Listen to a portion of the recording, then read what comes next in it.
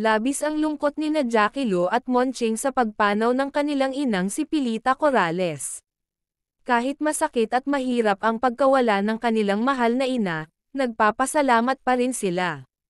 Malaki ang pasasalamat nila dahil umabot ng mahabang panahon ang buhay ni Pilita. Isa itong biyaya para sa kanila at sa buong pamilya.